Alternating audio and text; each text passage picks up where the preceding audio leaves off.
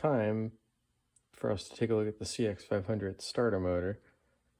And basically I'm just doing this because right now mine still works, but I want a good spare to put in there. And I figure instead of fixing the one that's in there, I might as well just get this one, fix it, and then put it in.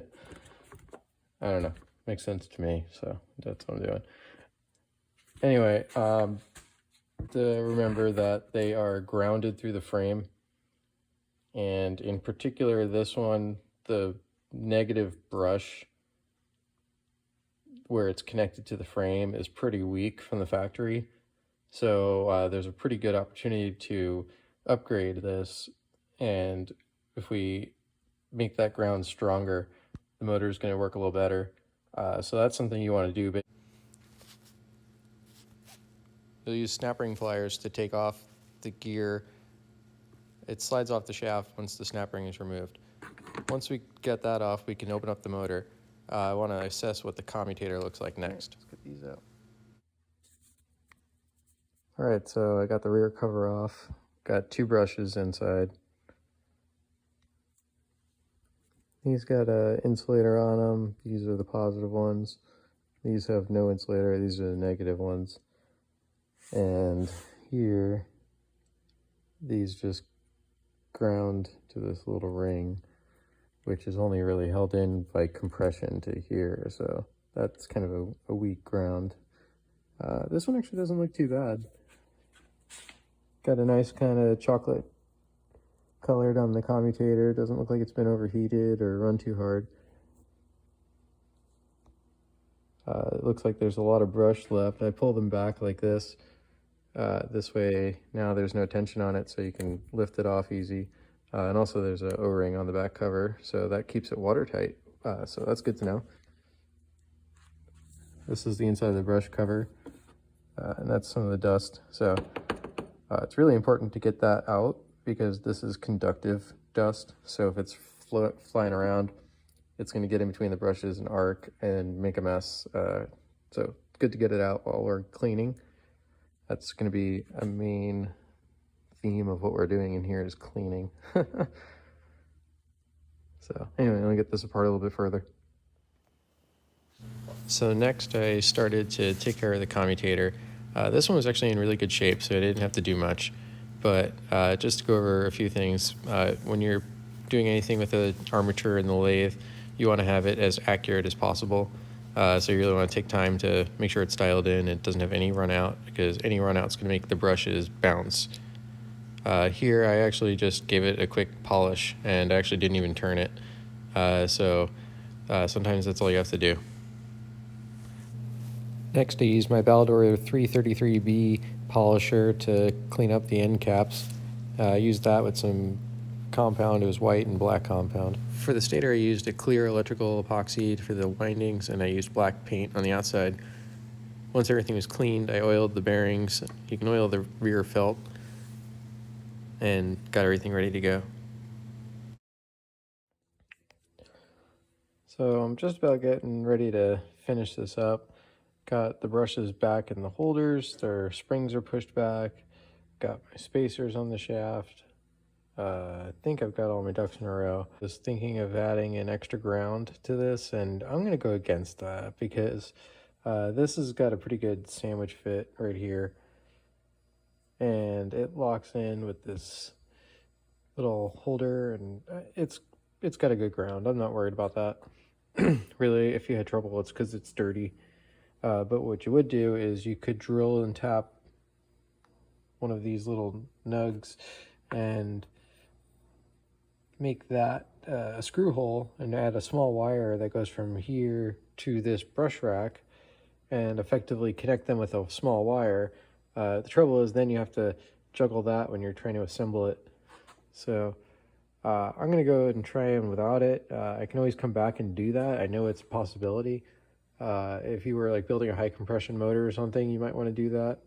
But for what I'm doing, basically just a stock motor and I just want it to work, I'm just going to leave it like this. Keep it simple. Next, we'll use a variac and a rectifier to supply some voltage and test it. Alright, so here's my test setup. I'm running it on 5.3 volts. about 300 watts in the watt meter, running it through a variac. This is a 20 amp variac, running 26.5 amps through my rectifier. So it's about half speed. You don't want to go too fast because otherwise it's going to basically, you could throw the wires out of the armature and hurt it. Seems pretty good. I think I'm happy with it. I'm going to throw it on the bike.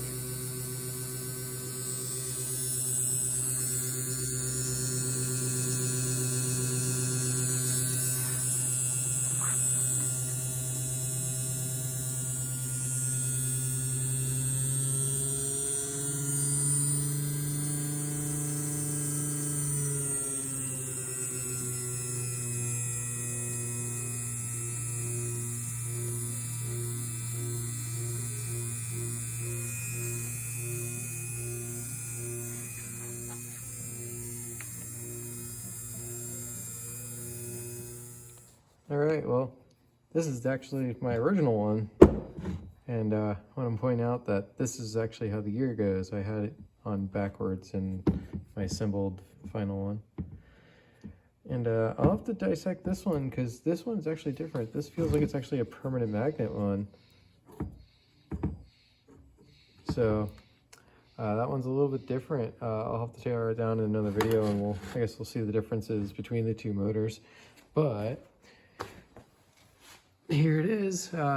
This motor still needs a rebuild, but like the actual motor, not the starter motor. But I guess let's crank it over and see what it sounds like. See if it starts it. Get it situated. I might have to move outside.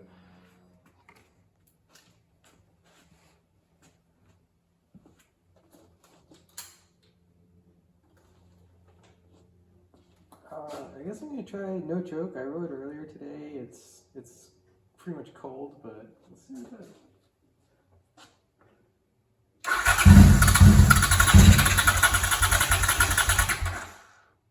I think I need a choke.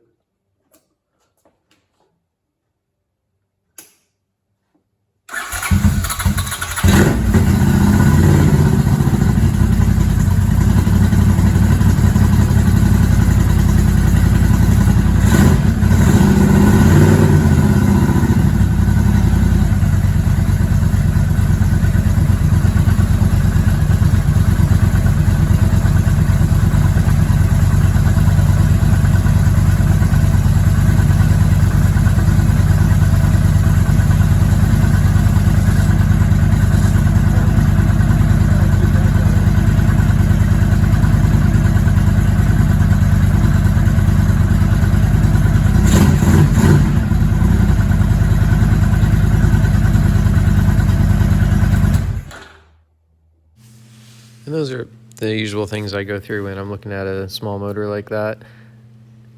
Sometimes you'll run into other issues like the bearings being bad or the brushes actually being worn out, and those instances you'll actually have to get some parts. But it is, to me and in my experience, more common than not that you can usually fix or make run better with putting basically 0 parts in and just taking it apart, cleaning it, and putting it back together. That solves a lot of issues and it tells you a whole lot. So to me, that's the best first step you could do, and hope you guys think it's something you can do too. Anyway, take care.